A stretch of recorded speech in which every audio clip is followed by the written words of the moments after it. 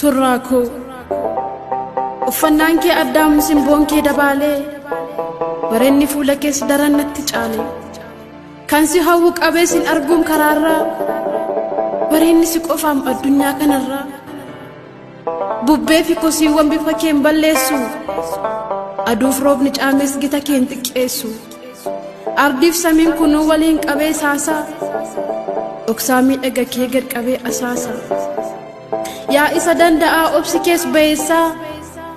michuu si godhadhuu naaf ta'uu dandeessaa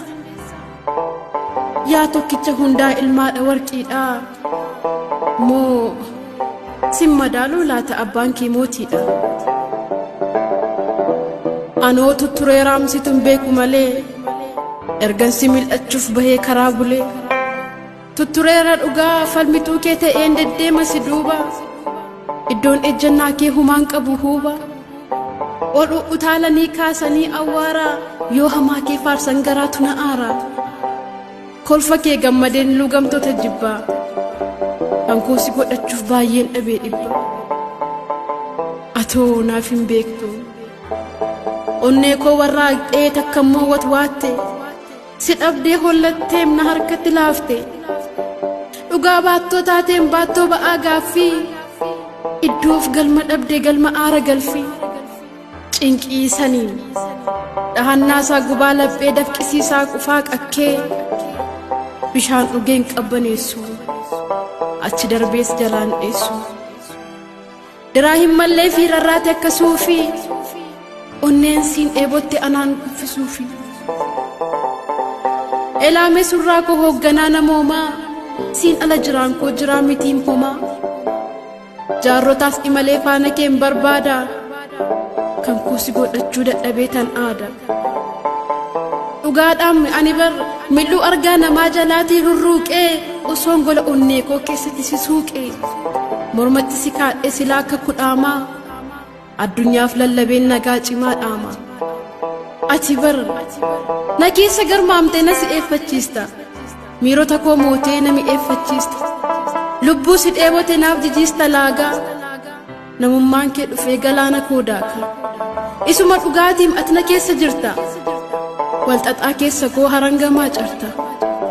guyyaa koo dukkanaa naaf ibsita dungoo haqaaf laaqan qabduu hin fudhattu durgoo yaa calaqqee anaa meemmoo ka'een galmasii ijaara masaraa guddicha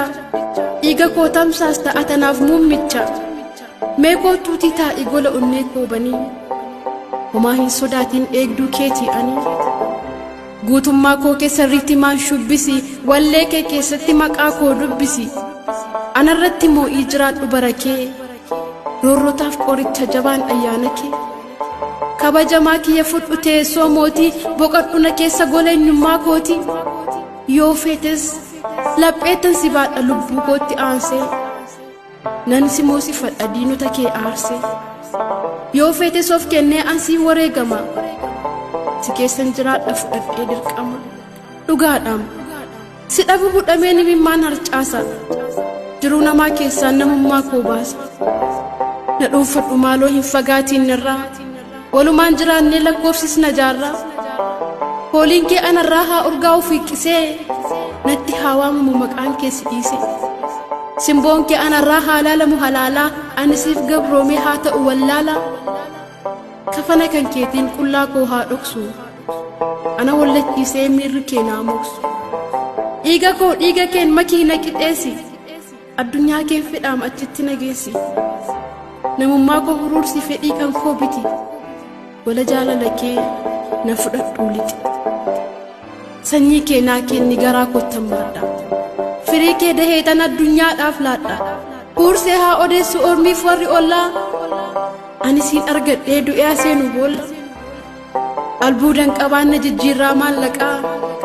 taatee erga uumamtee ati ilmoo waaqaa egeree si kaadheen nyaadhee bahaa sugaa